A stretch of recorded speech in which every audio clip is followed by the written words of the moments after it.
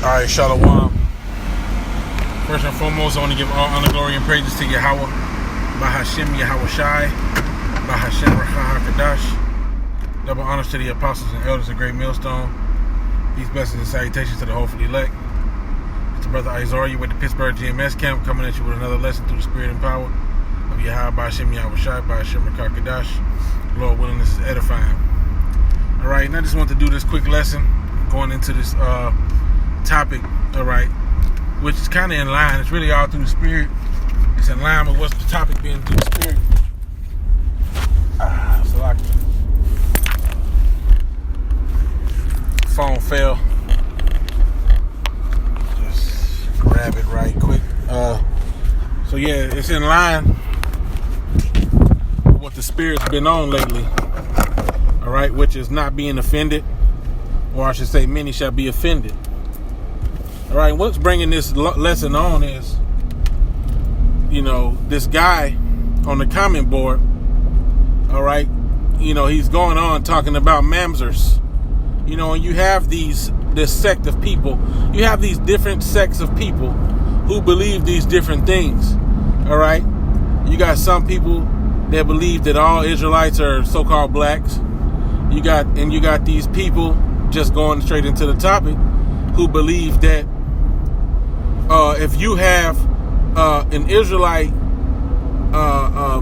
father and he sleeps with a heathen woman, then you have a heathen child. Okay, they really believe that. All right, and they are in error, not understanding the truth, nor even understanding the natural things.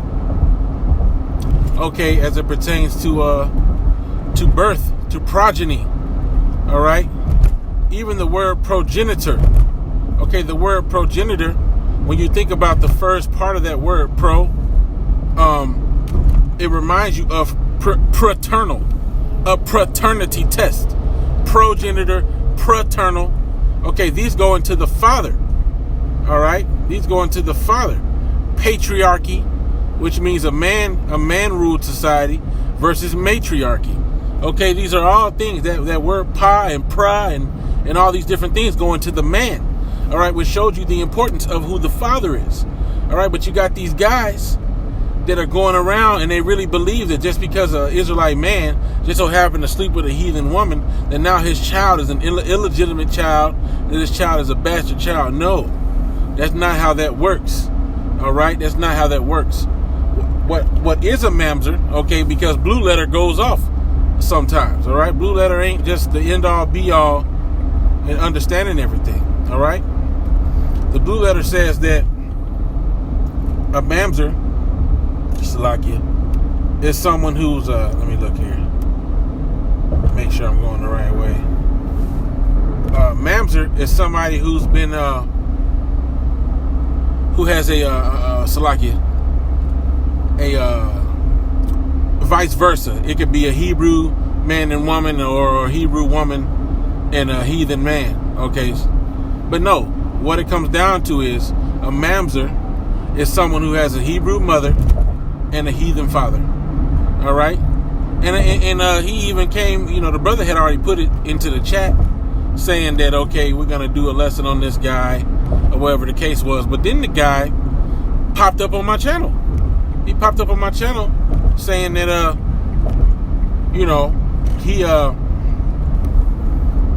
he popped up on a video that I put of people calling mamzers.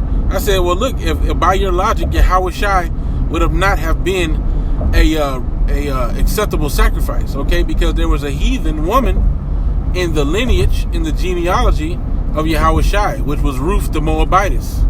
All right, Ruth the Moabitess was the heathen woman. All right, and even by that nature, you see what I mean? If the woman was so important, then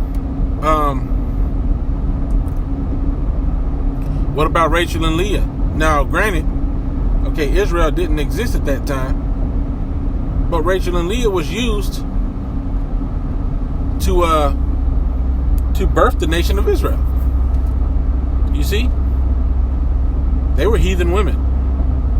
All right? Well, anyway, regardless, by your logic, Yahushua would have not have been an acceptable sacrifice. So I also wanted to touch on this as I was thinking about through the Spirit, Salakia for rambling. I'm in transit. A lot of information coming in my brain at once, traffic and so on and so forth. But anyway, nevertheless, the scriptures say what?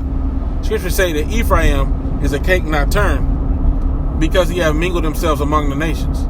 Now the guy made a statement. Okay, Tawadi Yabba Shemel Shai, bring it to my remembrance to the Holy Spirit.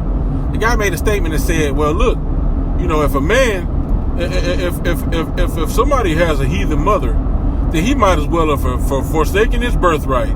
He might as well have just given up his birthright." Well, wait a minute, man. Where does it say that in the scriptures that, oh yeah, you was born by a heathen mother, so you don't get your birthright? Man, that's some bullshit. Okay, that's some bullshit. You still get your birthright. You're still an Israelite. Now, going back into this example of Ephraim, it says Ephraim is a cake not turned. He have mingled himself among the nations, right? So why didn't it say Ephraim is a cake not turned? He have mingled himself among the nations, so he lost his inheritance. Does it say that, or does it call him Ephraim? Does it still talk about Ephraim as one of the children of Israel? It does. It talk about Ephraim as one of the sons of Israel. Why? Because he didn't lose his inheritance simply by mingling among the nations. He just became a lighter complected. All right. He varies from very dark skinned to very light skinned. Okay, because like I said, he's mingled himself among the nations. You see, that's all that is. It ain't hard to understand. But you got these guys that are gonna get offended. You see, you got these guys that are trying to find and claw and scratch and find any way to discredit the Israelite foreigners that look like the other nations. That's really what it comes down to.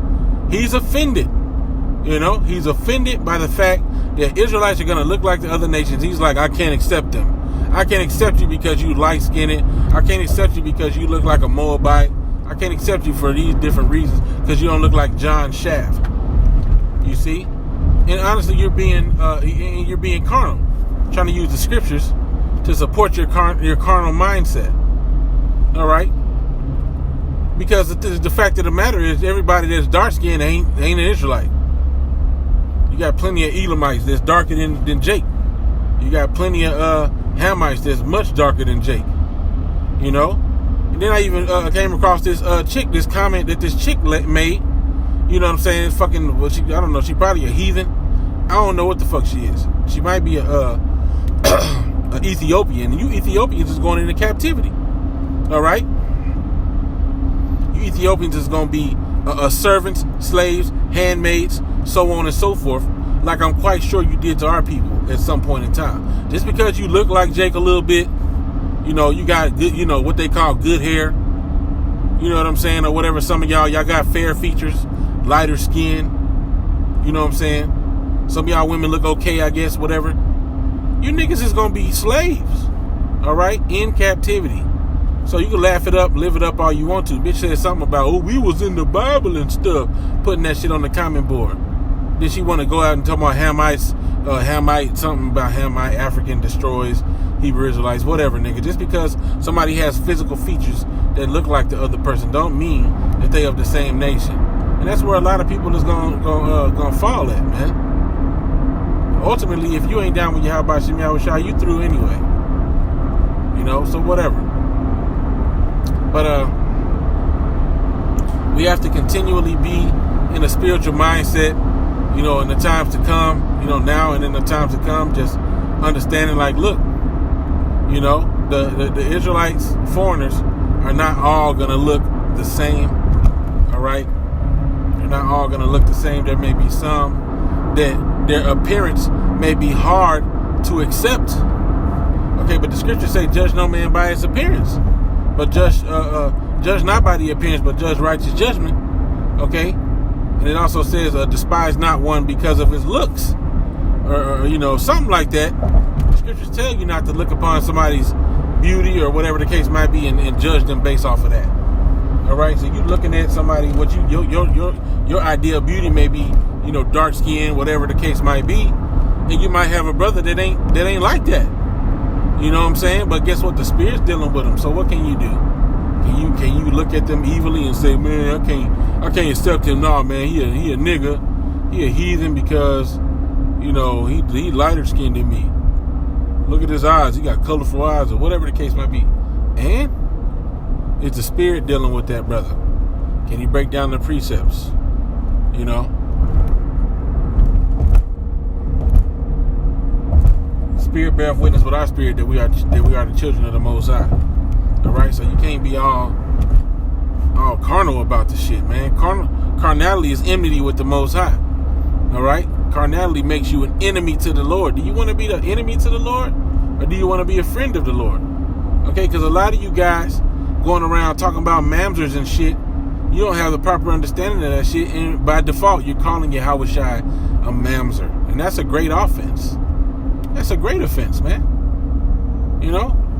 Yahushai lineage has heathen women in it. So the simple question, and he have yet to respond to my question. I said, simple question. Was Yahushai a mamzer? Because Ruth the Moabitess, according to their logic, will make that whole lineage a lineage of bastardom.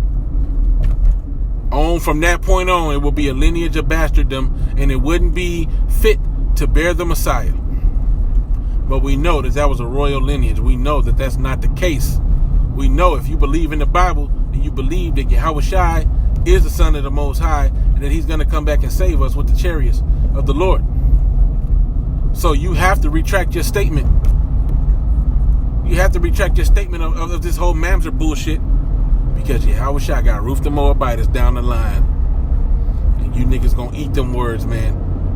Said that men shall give account of every idle word shall a man give account of in the day of judgment. And you niggas got hell to pay, man, with these words y'all speaking.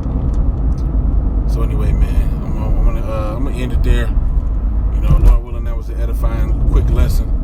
Salakia for rambling on and such. But I want to give all honor, glory, and praise to Yahweh, Ba'ashem, Yahushai, Ba'ashem, Rakakadash. Double honors to the apostles and elders at Great Millstone. Peace, blessings, and salutations to the hopeful elect. Alright, I want to say Shalom. Wa Abba Babal. Alright, Shalom.